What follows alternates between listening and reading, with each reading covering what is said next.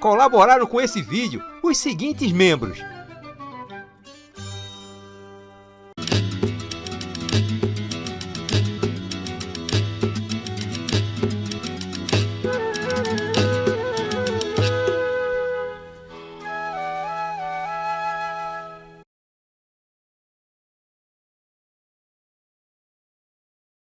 Foi difícil esquecer da minha paixão pela bruxa Lulu Moura, que me enfeitiçou sem jogar feitiço.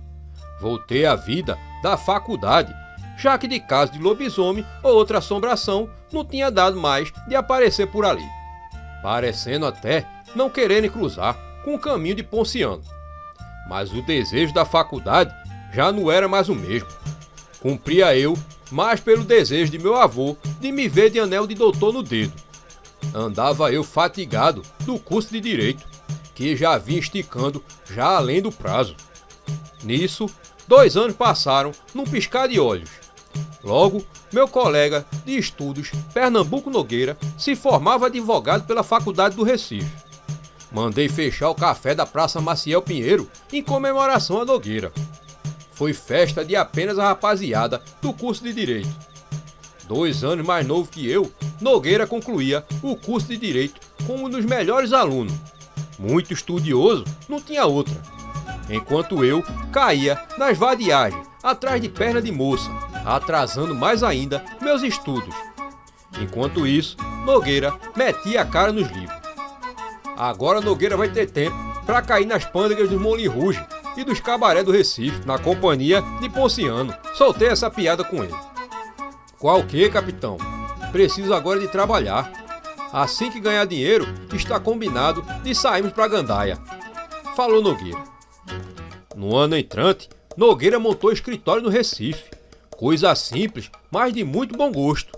Passei então a frequentar o escritório dele todos os dias e muitas vezes deixei de ir à aula da faculdade, ajudando Pernambuco Nogueira no foro. Acabava assim por deixar o curso pendurado, pois aprendia mais nos foros e junto de Pernambuco Nogueira que nas aulas. Com isso, ganhava tempo para velhacaria, pulando muro de moça nas madrugadas, ou então saindo nos Moulin Rouges ou no teatro. Enquanto isso, os negócios no escritório de Nogueira iam de vento e popa. Ele era ágil e certeiro, e junto com o meu olho conseguimos resolver muitos casos da lei. Nogueira até chegou a dizer que nós dois devíamos unir forças no escritório.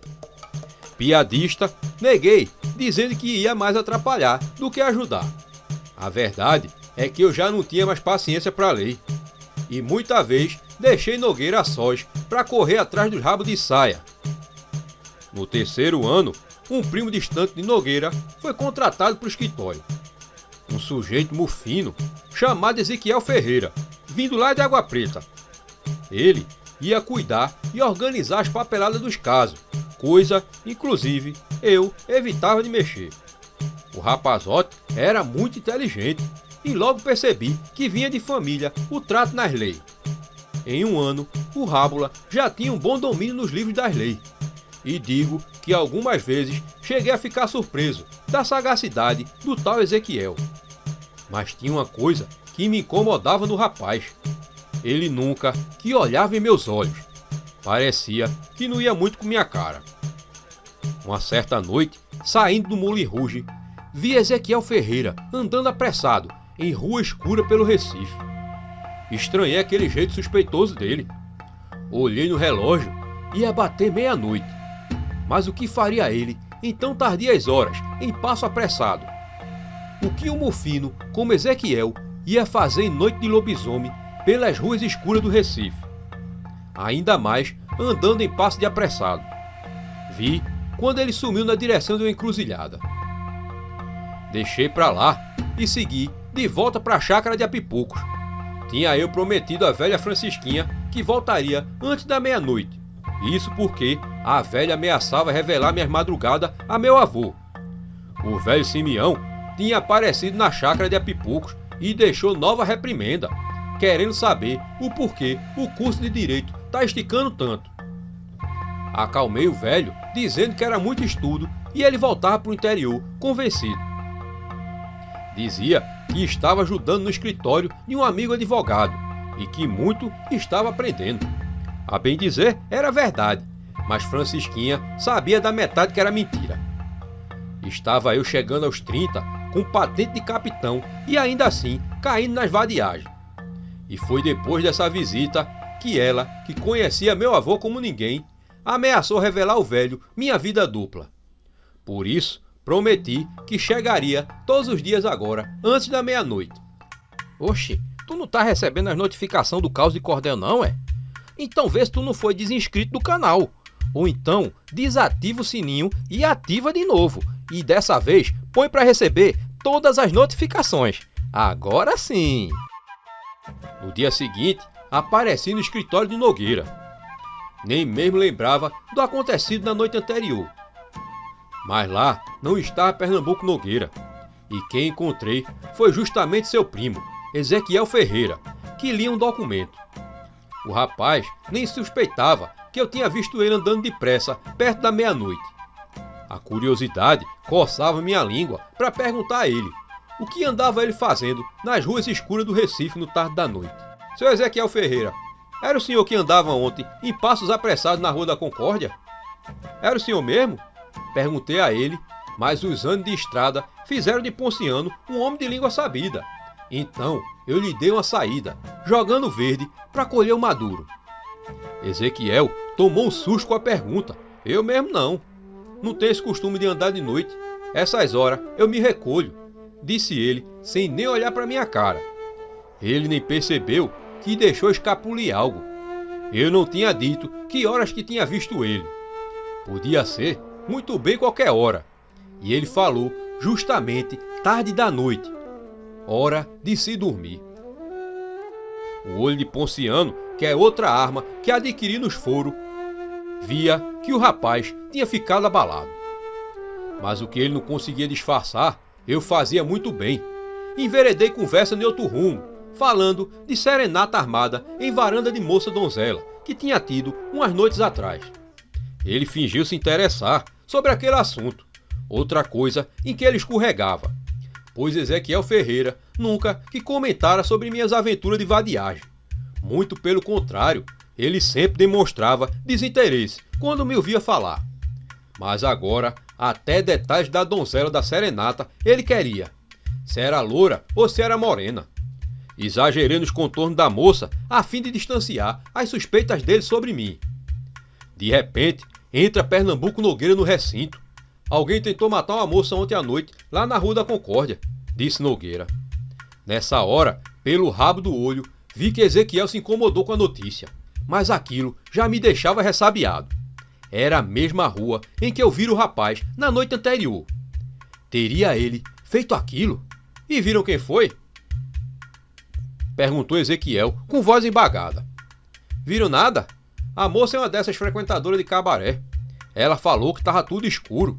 Disse que ele fedia a carniça. A sorte foi que ela correu até a porta do Moulin Rouge.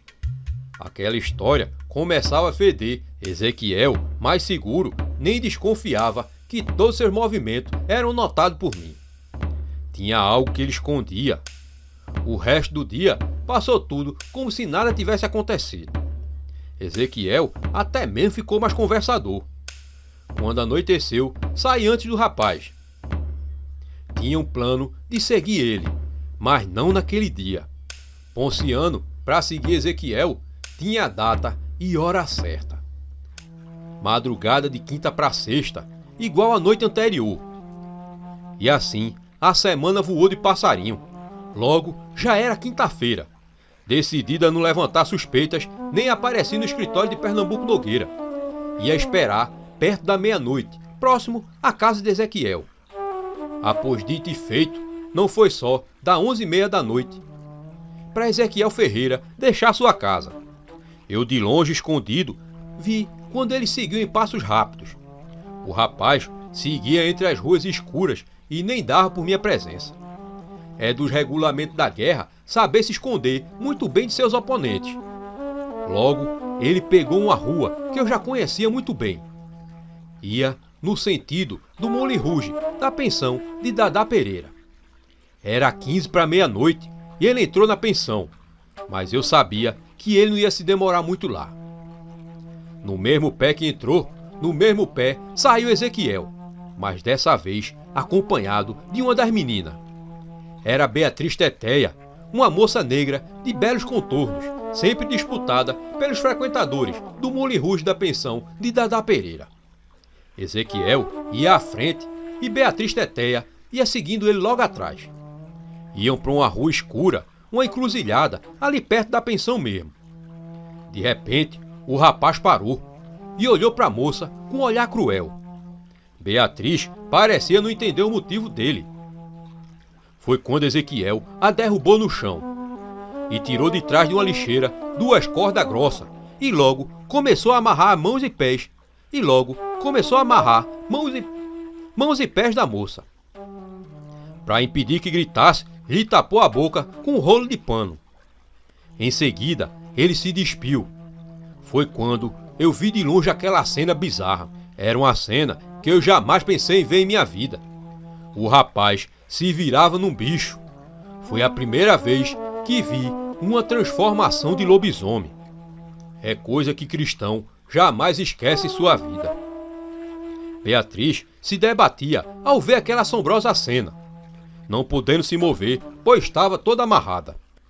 O malvado, depois de transformado, seguiu a fim de devorar a moça.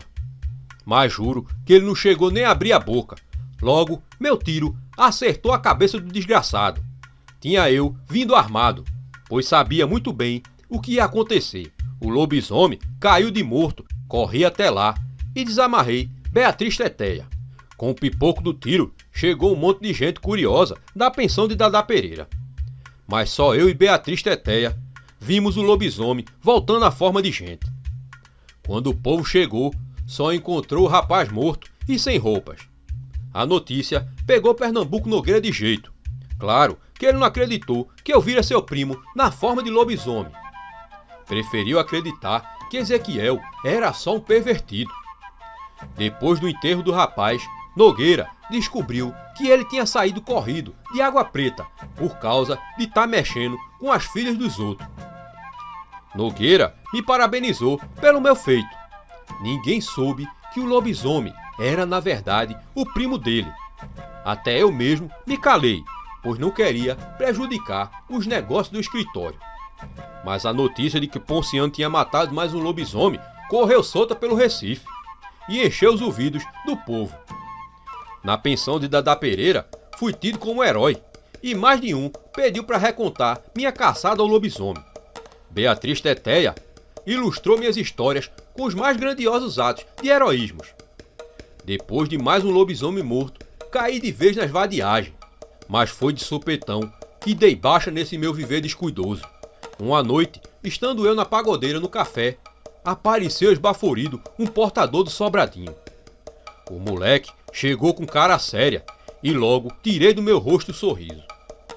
Era recado de Padre Malaquias de Azevedo, confessor do meu avô Simeão.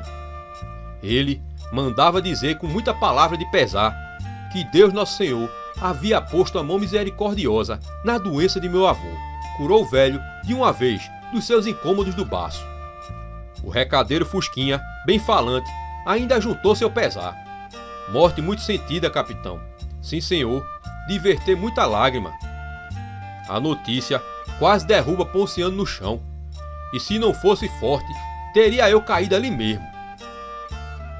Naquele momento, sabia que minha vida jamais seria a mesma dali em diante. E aí, minha gente? Vocês perceberam algo nessa história? Quem percebeu, deixa aqui nos comentários que eu quero ver quem acerta. E aí, minha gente? Gostaram do vídeo? Mas calma que ainda tem mais. É só escolher uma dessas opções que está aí na tela.